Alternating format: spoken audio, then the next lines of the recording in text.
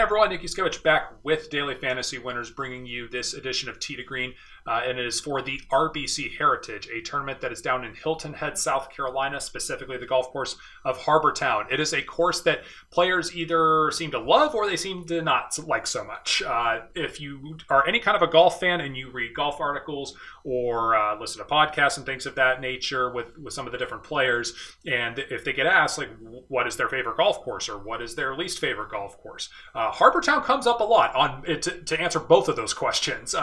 It's definitely a unique course, and that definitely shows up in the statistics as far as like what usually kind of pops up here. And so if you're new again to daily fantasy golf or just golf in general, or you don't know much about the courses, Harbor Town is a course that is short, it's tight, and it's almost every single hole, not every single hole, but almost every single hole is tucked away in the woods. It's very heavily wooded on both sides of the fairway. And that gets very confusing to a lot of the players when the wind is involved. You hear a lot of players talk about the swirling winds, at Augusta National, because it's really hilly. You've got heavy tree-lined fairways everywhere, and it just gets confusing because the wind should always be blowing in one direction, but the wind just kind of swirls in there, and it sends them mixed messages. Not in the same way, but the same kind of concept that happens at Harbor Town. And so, it's a shorter course. There's a lot of water on this course, even though this course is actually right by the Pacific Ocean. There's only one hole really where the Pacific Ocean comes into play on it. Or not the Pacific, oh my God, the Atlantic Ocean. I just realized what I just said. There's only really one hole, which is hole 18, where the Atlantic Ocean really comes into play. But other than that, you have a lot of water coming into play in terms of like ponds and creeks and things of that nature. It's like tucked away in the woods. It's a really unique course. And so, some players like it because it's different than all the other golf courses they put in the PGA Tour, and a lot of times when you hear people say they like it, it's because they're a shorter hitter, and this is a shorter golf course.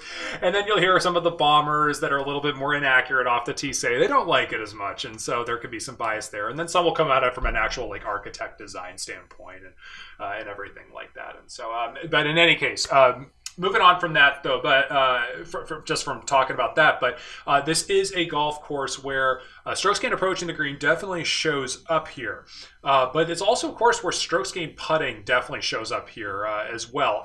It's not like, look, let's put it this way, like, there's a reason why there's the most variance, as I've said before in the past, where there's more variance with putting and strokes gained around the green as opposed to the tee to green game, obviously, in terms of predictability. But at the same time, as far as courses go that will pop up for strokes gained putting a little bit, this is one of them because these are small greens. These are very easy greens, relatively speaking, to the other PGA Tour tournaments. And so there's less variance, and therefore strokes gained putting does matter more.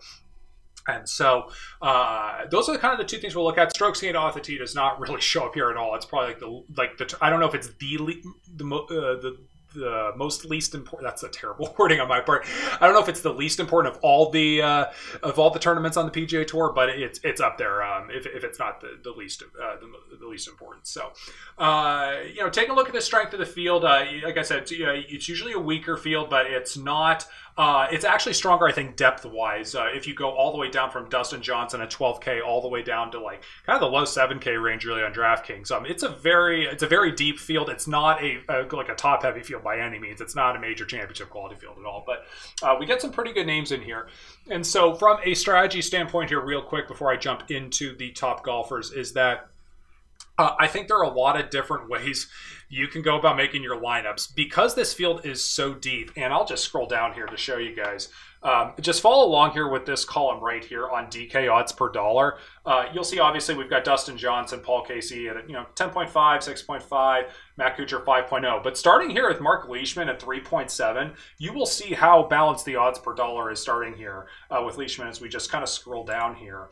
And you'll get an idea here. We're seeing a lot of threes in here, and then we finally get a couple twos in here, but still, like, we get a reasonable amount of threes. And all of a sudden, we're down into the upper 7K range right here. here. And we're taking a look still at guys and with a lot of twos. Even a 2.9 here with Molinari.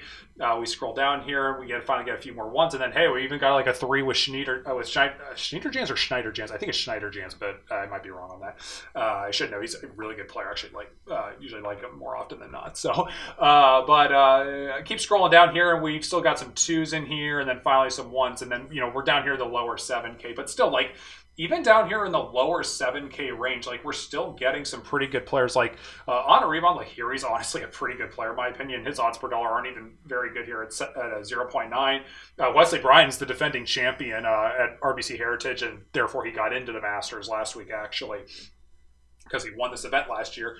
And then, even like some guys here, like Bill Haas being here at 7,200, that is really like cheap for him. And so scrolling up here, Charles Schwartzel, Charles Howell down here, obviously with really good odds per dollar. Bud Cauley, obviously, has times been a pretty popular play. And so it's just kind of crazy here, as you can see. The depth here is pretty solid. And so I think, it's going to be really tough to predict who's going to be highly owned outside of like a couple people. Like in some people's eyes, this is the Lou Donald Invitational because of how dang good his course history is. If there's ever a course history thing that could pop up here for somebody, it's at any tournament, it's Luke Donald and RBC Heritage. Comparing him at this tournament to all the other tournaments for me, it's mind-boggling. But Luke Donald, as you know, when he was in his prime, if you maybe didn't know this, but if you did, if you didn't, he was the GOAT of strokes gained approaching and strokes gained putting, but he was just a much shorter hitter and not very good off the tee. That he just, he was obviously, he contended for some majors at times, but he just was never like always right there all the time, like constantly. Like Lee Westwood was in contention for winning majors way more frequently than Luke Donald was. But Donald, if he was on like the right type of golf course and a shorter course, I mean, man, he crushed it. I believe he was #1 in the world actually, even for a certain amount of the time. Once Tiger had his absence in like 08 or at the end of 08 and 09 or something. But anyways, enough about that. So anyways, we're looking at strokes gained approaching, strokes gained putting. There's a ton of strategy or a ton of different options within the strategy you can do here for making your lineups in terms of GPPs. And so, again, predicting the ownership is going to be tough, but I will touch on the forum on like a couple guys that I think might be worth baiting for the high ownership that I think are safer to bet on. Last week at the Masters, actually, I said gotta be careful here with the ownerships, just because I thought it'd be pretty tough to predict. And actually, I was actually probably more right on ownership last week than I have been all year on any tournament. That might just be because the Millionaire Maker is a very public tournament, popular tournament for obvious reasons, and so. And right now we're not seeing as many casual players certainly in like a tournament this week for the RBC Heritage. So that's probably the main reason why I was better at predicting the ownership last week. But still, it may be a good sign here that we're turning the corner here a little bit as far as that goes. So all right, enough of that. Anyways, we're diving into the top golfers here. Dustin Johnson at 12,000. So if put the golf course aside, if you think about this for 1 second, you think about this logically. Dustin Johnson is way better than pretty much everybody in this field. That's not a hot take by any means of the imagination, and I think anybody that does DFS golf knows that. $12,000, you're only paying a couple $100 more than you did last week at the Masters, and Dustin doesn't have to go up against a major championship field.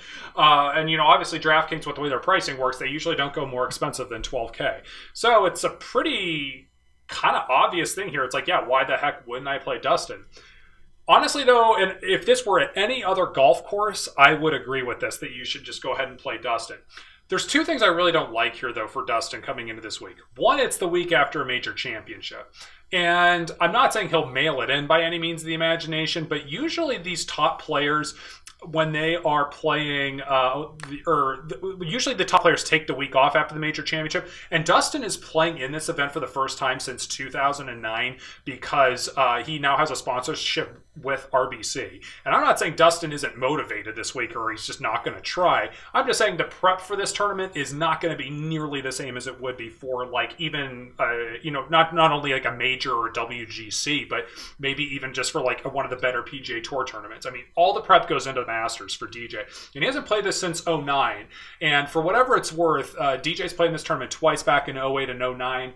Obviously, he was a much worse player back then, but still, he missed the cut both times while he was there, which isn't the greatest sign. Again, I don't want to put too much weight into that, but it's just worth noting. And so, and for Dustin Johnson, you want to play him on courses where he's going to be able to take out driver and overpower a vast majority of the field. You don't get to hit driver very much at Harbour Town. Obviously, it depends on who you are and how aggressive you want to be in certain spots for how much you hit it.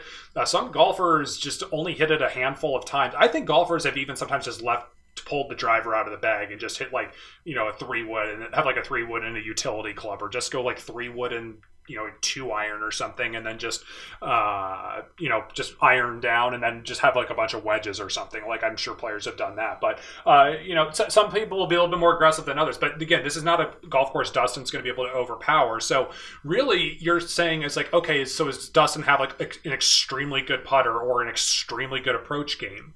Well, yeah, I mean, he has a good approach game, and his putter's not awful right now. It was last week at Augusta for Dustin. If Dustin even had like an average putter to decent putter, he might have won the Masters. If you follow Dustin at all and seeing what he was like, he was flawless tee to green, and then he just missed every putt, it seemed like. But anyways, just because Dustin's not going to be able to overpower this golf course, and probably because a lot of people will just use him because the value's so great and it's not that strong of a field, relatively speaking, in comparison to like a major championship.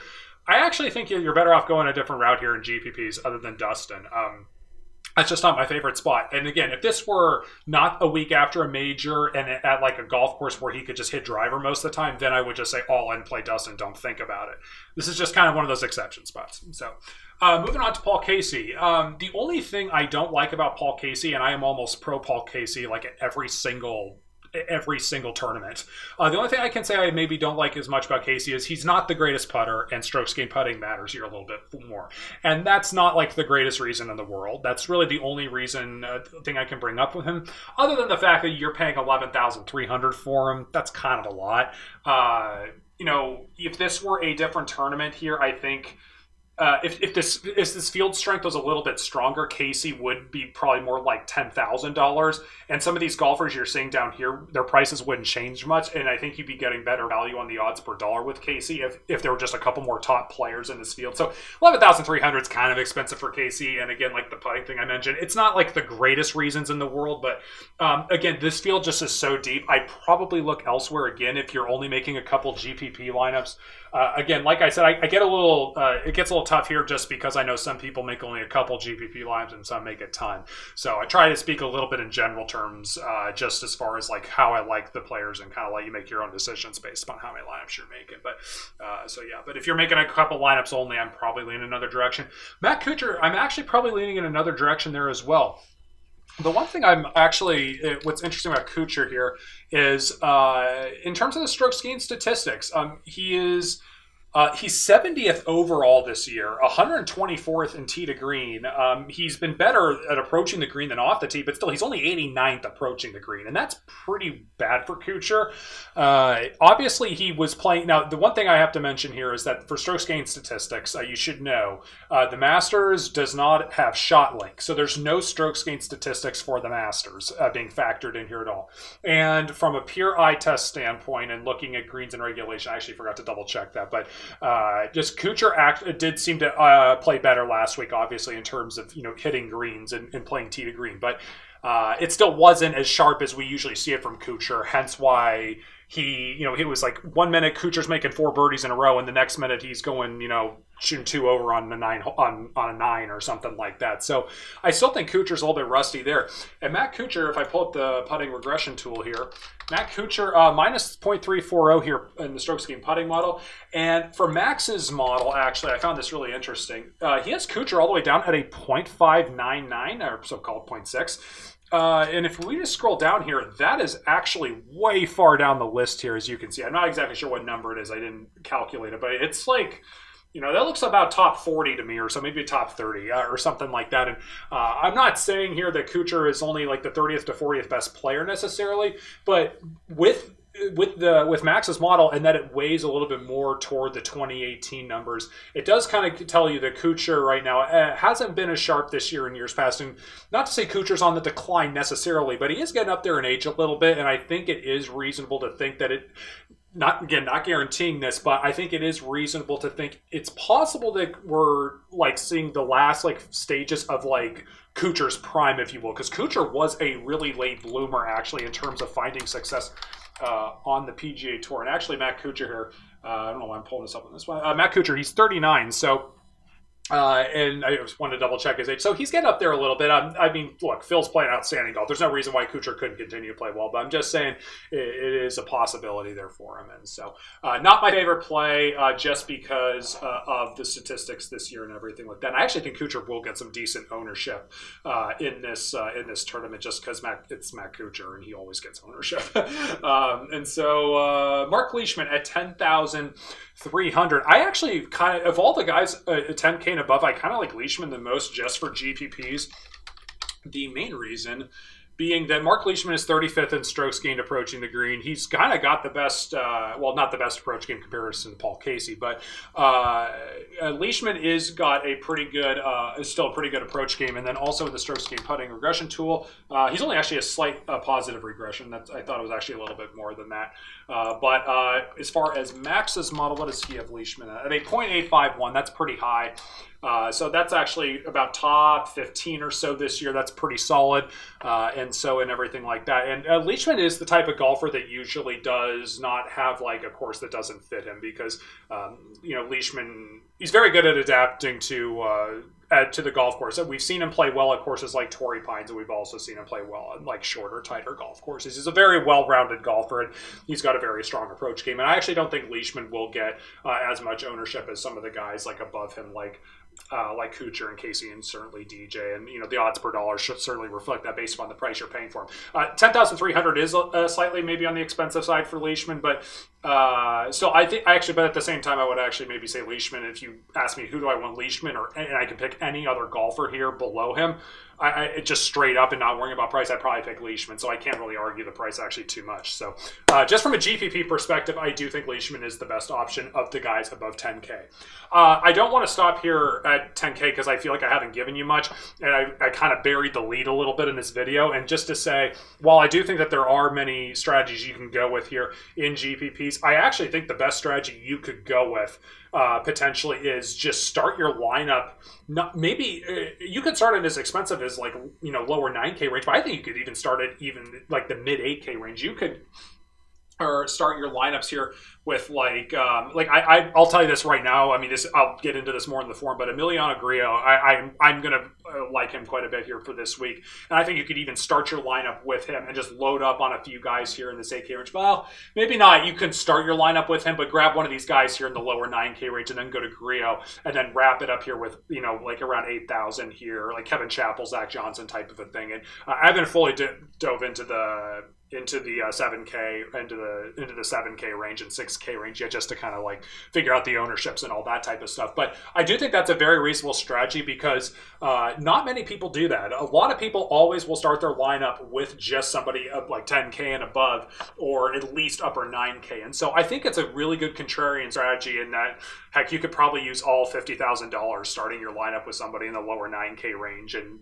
you won't have to worry about sharing a lineup with somebody else for the most part. I mean, you probably want to do 49,900 just to be safe, but I think even 50K, though, you probably could get away with it. So I did want to just touch on 9K here real quick before we wrap up, just because I didn't give you much in that 10K. I'm not going to get into the 8K or 7K just because I want to dive into that a little more, and then we'll talk about it on the forum. But anyways, for the 9K range, Brian Harman, if there is there aren't many tournaments where I like playing Brian Harman just because I think he has a good short game. I still don't think he's a very good tee to green player. That's just my kind of a little bit more my personal opinion. What does Max have him at? 0.679. That's reasonable because that's actually still pretty far down there. And this is strokes gained total, by the way, that does factor in the putting.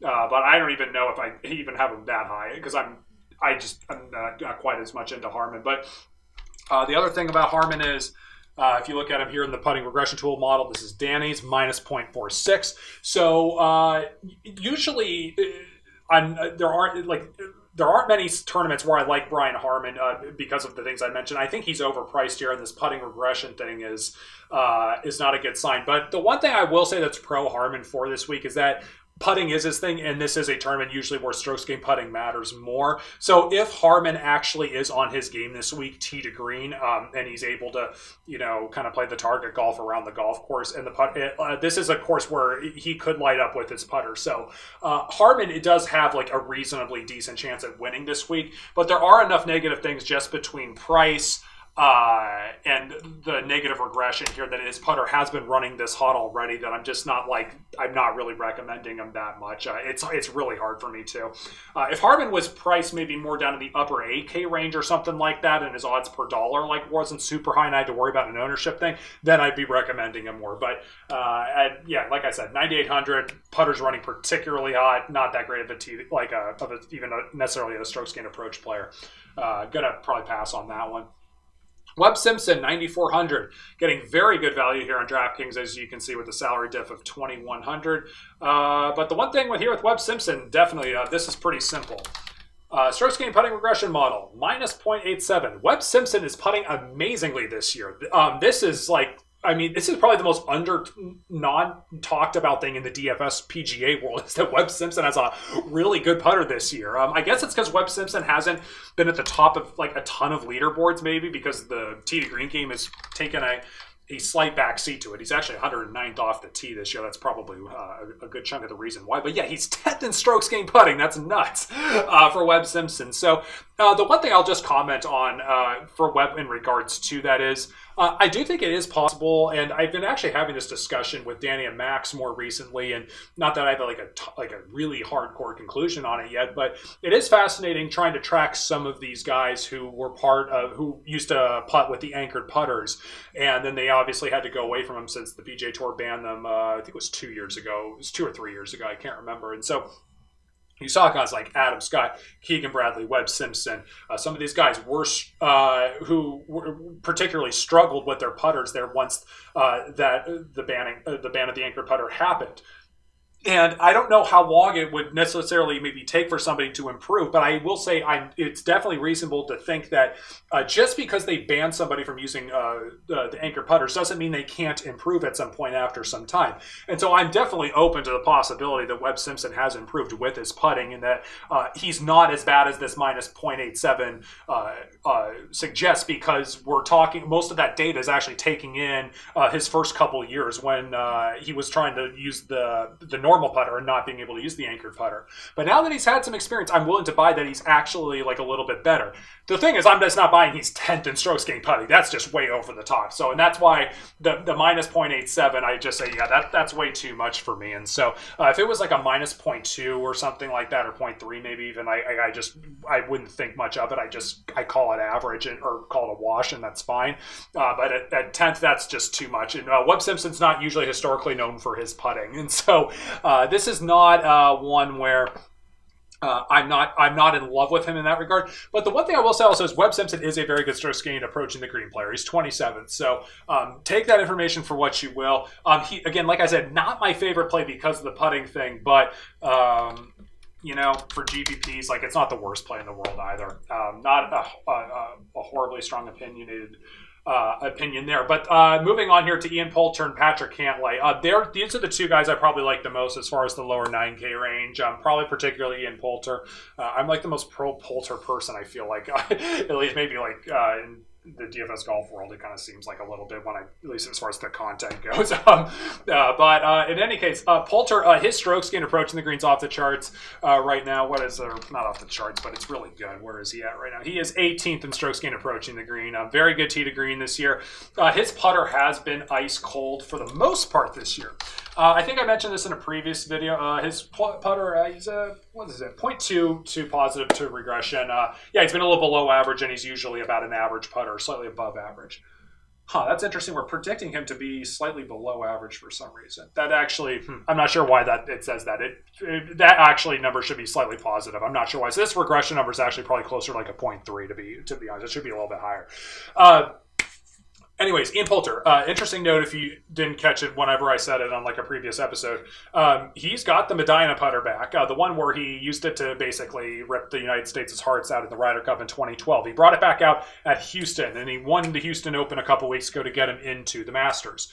Poulter actually hit the ball really well at the Masters, I thought, this past week. But the putter did go cold a little bit over the weekend. So there is some positive regression coming, and he's got like his putter back, or his old putter back, which he putted well with at Houston, and he putted well with briefly at Augusta, and then it kind of went cold on him again. And look, the putter goes cold for everybody, like or not everybody, but a lot of people at Augusta. So it's one of those things where I actually think Poulter is a really good play here, because I think lower 9K range is a perfectly acceptable price for him. Strokes gain approaching, like I said, very good, and a better putter than what just his strokes gain putting number shows here this week. And so give me I'm definitely an on Poulter. And Patrick Cantlay is more just like that. I've been kind of buying Cantlay stock. He's been a popular play in the DFS world, but the one thing I will say is I've been finding more and more is just that obviously in the DFS world there are a lot of people out there will love buying into like the hot young player and everything like that, and they like, investing him and playing in him. But I've also found that a lot of people are willing to kind of abandon them pretty quickly in terms of like their favorite players and how much like ownership gets jacked up for certain players. And right now, Patrick Cantlay is coming off a missed cut at the Masters. Obviously, it was his first Masters, and it's very common for first timers to miss the cut at their first PGA Tour event. But even so, like if you look at the recent form here for Patrick Cantlay, tied for 30th, tied for 4th, tied for 35th, tied for 51st, tied for 15th this year. So the course or the recent form for Cantlay isn't amazing, but it's not awful either. Like I don't really care that he missed like one cut at the Masters. Like whatever, that's fine. And his recent form's fine, but it's not amazing. So I actually don't think Cantlay's going to be owned that much right here at 9,100. And tee to green game is usually very strong, and putter is usually at least average or slightly above average. Let me pull up Patrick Cantlay here this year. Patrick Cantlay is 26th in tee to green. He's 55th in approaching the green, so he's solid. And then strokes gained putting is 88th this year. We don't have a ton of data on Cantlay, so this probably isn't going to be too helpful. But Cantlay right now this year has been slightly above average, just like he was last year, so that's fine. And then if you look at Max's tool in the tee to green regression, the weighted strokes gained total for Cantlay is 1.014. That is very high. And if you do take a look here, just kind of where that kind of ranks, Cantlay's right down here. So Cantlay's sitting here about, in the top 15 or so, which is pretty good. And I actually think that's it might be a little high just because this is strokes gained numbers, and we sometimes don't get like all the Euro player stats for this. And so it's, it's not going to be like 100% accurate. It's not going to get every single tournament with strokes gained statistics. Not that anybody else can get it. So because they don't have strokes gained on the European Tour, but hopefully someday.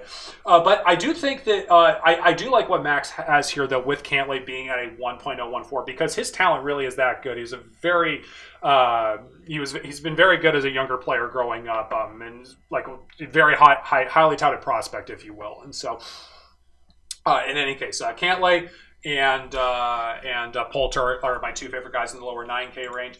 Last guy, Cameron Smith, I'll just say I kind of got mixed feelings on him a little bit. The price seems a little expensive for him, and the odds per dollar are kind of high there at 4.09. That kind of was a little odd to me. I think it's partially because he had that crazy round on Sunday at the Masters, and that probably jacked his price and odds a little bit for that regard. The results are good. I don't know if they're that good, and we still know a ton about Cameron Smith. I think in terms of like getting some accurate projections of him, but I don't hate the play. I don't love it either. I'll just say that. Like you say, for at least for DraftKings, you're only getting an $800 difference here between FanDuel and DraftKings, and most guys you get bigger than an $800 difference. So might be a little bit of a better play on FanDuel than DraftKings, if you will, for Cam Smith, that is. So, but in any case, so yeah, Poulter and Cantlay favorite plays in the lower 9K range. Mark Leishman favorite lower play in the 10K range. Wanted to go a little bit longer this week just because, or for this episode only just because I didn't really like going the top guys and everything like that. I want to at least give you a few plays I like here in this video. And so, but I think it's there are going to be a lot of 8K and 7K guys that I do like. I will touch on them in the forum. for him. Sorry this episode went particularly long. I've been trying to get them a little bit shorter and condensed, and I seem to fail at that every time. So sorry about that. But in any case, thanks for watching. I'm at Nick Yuskevich on Twitter. Daily Fantasy Winners is on Twitter at DFantasyWinners. And thanks as always again to liking our videos and to the subscriptions or to the YouTube channel as well. All right, good luck, everybody.